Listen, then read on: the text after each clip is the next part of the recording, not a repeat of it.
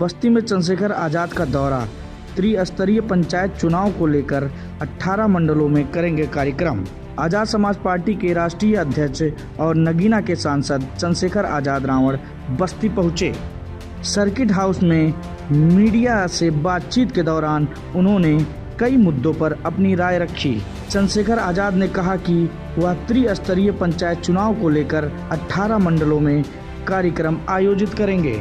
उन्होंने सरकार पर आरोप लगाया कि वह पढ़े लिखे नौजवानों की नौकरी पर चर्चा नहीं करना चाहती। उनका कहना था कि सरकार सिर्फ जनता को भ्रमित कर रही है। मीडिया से बातचीत में स्वामी प्रसाद मौर्य की प्रशंसा करते हुए चंद्रशेखर ने डॉक्टर रोहड़ी के आरोपों और ब्रजभूषण शरण सिंह के बयान पर भी अपनी प्रतिक्रिया दी। उन्होंने कहा कि वह मीडिया से नहीं भाग रहे हैं और हर जगह जवाब दे रहे हैं। चंद्रशेखर ने यह भी कहा कि जो लोग उन्हें घेरने की कोशिश कर रहे हैं उन्हें आने वाले समय में पता चल जाएगा कि घेरना किसे कहते हैं। महिलाओं के सम्मान के विषय में उन्होंने कहा कि यह तय करना जरूरी है कि इस मुद्दे पर सड़क पर बोलना चाहिए या कोर्ट में। गैदरिंग थी 2027 की तैयारी मानी जा रही है। कहीं ना कहीं अब बसपा को भी यह डर लग रहा है कि जो आजाद पार्टी है वो कहीं ना कहीं 2027 में हावी होती दिख रही है। देखिए, किसी को डरने की जरूरत नहीं है, लोकतंत्र है। यहाँ तो जिसको जनता चाहेगी, जिसको जनता आशीर्वाद देगी, जिसका साथ जनता खड़ा होगी वही आगे बढ़ेगा। और ये अभी त्रिस्तरीय पंचायत चुनाव की तैयारी है। हमारे मंडल स्तरीय सम्मेलन चल रहे हैं। ये हमारा 8वां सम्मेलन था। सहारनपुर, मेरठ, गाजीपुर, आगरा, लखनऊ, फिर झांसी, कल फिर कानपुर और आज जो है यहाँ बस्ती में ये 8वां सम्मेलन। भी 10 सम्मेलन बाकी। इन 10 सम्मेलन में जो हमारा संगठन है उसमें जो ये दलित, पिछड़े और मुस्लिम और तमाम जो हैं, जो अन्य धार्मिक अल्पसंख्यक हैं, उनमें जो प्रभु समाज के जो लोग हैं, उनमें जो पढ़े लिखे सरकारी कर्मचारी, अधिकारी, रिटायर्ड कर्मचारी और जो डॉक्टर, इंजीनियर, वकील हैं, उन तमाम लोगों को हम लोग बुला के ये उनसे आग्रह कर रहे हैं कि वो लोग फील्ड में जाके लोगों को जागरूक करने में मदद कराएं। क्योंकि लोकतंत्र में जिनका वोट होता है उनका राज होना चाहिए। लेकिन यहाँ तो उत्तर प्रदेश में पिछले 13 साल से और 27 में 15 साल हो जाएंगे सूखा पड़ा हुआ है। बहुजन समाज के लोग सत्ता से दूर हैं और तमाम तरह की मुसीबतें उन पर पाबंद की जा रही हैं। आज ना नौकरी है, ना रोजगार है, ना जमीन जो थी उन पर जो मिली थी पट्टों की वो भी छीनी जा रही है। एजुकेशन में आप देखिए 27,000 स्कूल मर्ज कर रही है। 27, आप बताइए सरकारी स्कूल में पढ़ता कौन है? इनमें गांव के गरीब किसानों के बच्चे पढ़ते हैं, मजदूरों के, SC, ST, OBC माइनॉरिटी के बच्चे पढ़ते हैं। तो ये स्कूल नहीं बंद हो रहे, बच्चों का भविष्य जो है बंद किया जा रहा है। शिक्षा मित्रों का समायोजन नहीं हो रहा, वो आंदोलन कर रहे हैं। 69 शिक्षक भर्ती में घोटाला हुआ, वो बच्चे सड़कों पर घूमते फिर रहे हैं। और आशा, आंगनबाड़ी, भोजन माता, तमाम लोग परेशान हैं।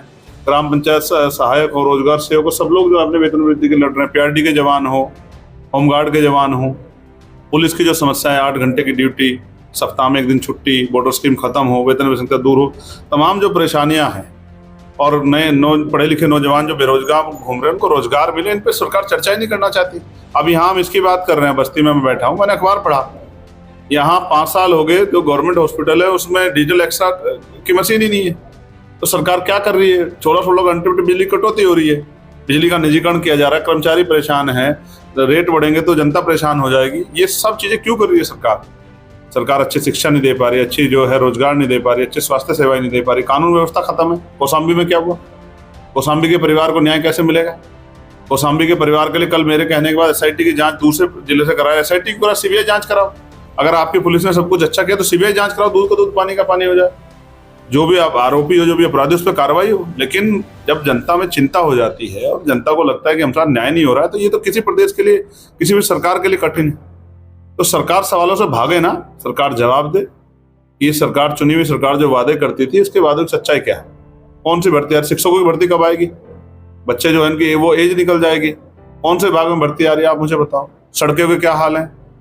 तमाम किसी भी जो कहते हैं स्मार्ट सिटी हमने बनाई है, आप किसी जिले में चले जाओ, एक बारिश होगी तो जल भराव हो जाएगा। पानी की निकासी की व्यवस्था नहीं, तो सरकार कर क्या रही है? सरकार बेवकूफ बनाने के अलावा क्या कर रही है?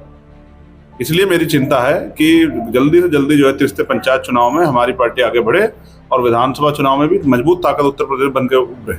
आप आज ना माने, लेकिन आप मेरी बात को याद रखना। ऐसे आप तब भी नहीं मानते जब मैं नगीना से लड़ रहा था। कि हम जीत जाएंगे। आप कहते थे बड़ी पार्टी जीतेंगी, तो जनता ने जिताया। आप देखना त्रिस्तरीय पंचायत चुनाव में आजाद समाज पार्टी सबसे बड़ी पार्टी होगी, मेरी बात को आप याद रखें। 2027 के चुनाव आप इंडिपेंडेंट लड़ेंगे? पहले त्रिस्तरीय पंचायत चुनाव का रिजल्ट तो देख लो। आप ही कहोगे कि चंद्रशेखर आजाद, आजाद समाज पार्टी यही दल सबसे आगे चल रहा है, आप ही कहोगे। आप देख लेना, अभी तो शुरुआत की है। आप देख रहे हैं जनसमूह किस तरह आ रहा है। आपने आज का ग्राउंड वो जो प्रांगण था छोटा पड़ा नहीं पड़ा, और लोगों में उत्साह कितना था। देखो आपके सामने मैंने पूछा कि भाई कोई मदद कर सकते हो क्या आर्थिक रूप से। जहाँ पैसे पे लोग जाते हैं, गाड़ियां लेके लोग जाते हैं, वहां आप देखिए गर्मी में कैसे लोग पसीने पसीने हो रहे हैं। ये प्यार है, ये विश्वास है जो आजाद समाज पार्टी भीम आर्मी में संघर्ष करके कमाया है। ये गरीबों का विश्वास है। और देखो तमाम दलित पिछड़े वर्ग के लोग थे, मुस्लिम समाज के लोग थे, तो ये भाईचारा बन रहा है। प्रभु जन सम्मेलन के जरिए हम हक वंचित समाज में भाईचारा पैदा कर रहे हैं। हमने मांग की है जातिगत जनगणना, उसके आर्थिक आंकड़े जारी हो, पता लगे किस पे बस है, किस पे ट्रेन है, किस पे गाड़ी है 4 पहियों की, 2 पहियों, किस पे घर है, किस पे जमीन है, किस पे रोजगार है, किस पे सरकारी नौकरी है, किस पे मशीनरी है, किस पे जो है यूनिवर्सिटी है, किसके पास जो है इंडस्ट्री है। ये सब पता लगना चाहिए। हमने मांग की कि बैलेट पेपर से चुनाव हो, ईवीएम से चुनाव ना हो। हमने मांग की कि जो है promotion reservation SC ST OBC को दे, जो अखिलेश सरकार ने खत्म कर दिया था, अखिलेश जी सरकार ने। तो हमने मांग की है जो जनता के हितों की बात है, MSP गारंटी मिले। हमने मांग की अच्छी शिक्षा की व्यवस्था हो, अच्छी चिकित्सा की व्यवस्था हो। हमने मांग की है बैकलॉग सारा भरा जाए, ठीक है। हमने मांग की है कि जो पढ़े लिखे नौजवान हैं उनके लिए रोजगार की व्यवस्था हो। हमने मांग की बिजली के दाम कम किए जाए, बिजली का निजीकरण बंद किया जाए, शिक्षा में तो समाज। तो हम तो जनहितों के लिए काम कर रहे हैं। स्वामी प्रसाद मौर्य लगातार मायावती की तारीफ कर रहे हैं, वहीं पिछले दिनों उन्होंने टिप्पणी भी की थी, आपकी क्या राय है? देखिए स्वामी प्रसाद मौर्य जी अच्छे नेता हैं।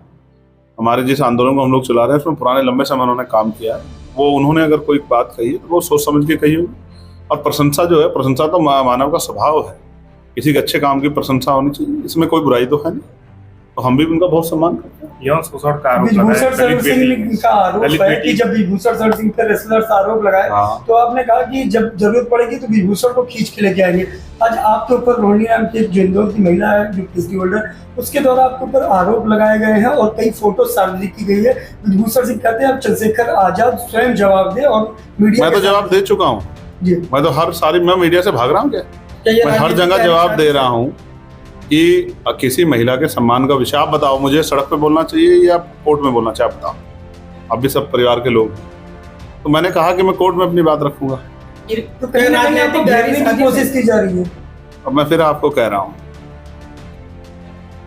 ये इस तरह के जो लोग हैं जो मुझे घेरना चाहते हैं, आने वाले समय में इनको खुद एहसास हो जाएगा घेरना किसे कहते हैं।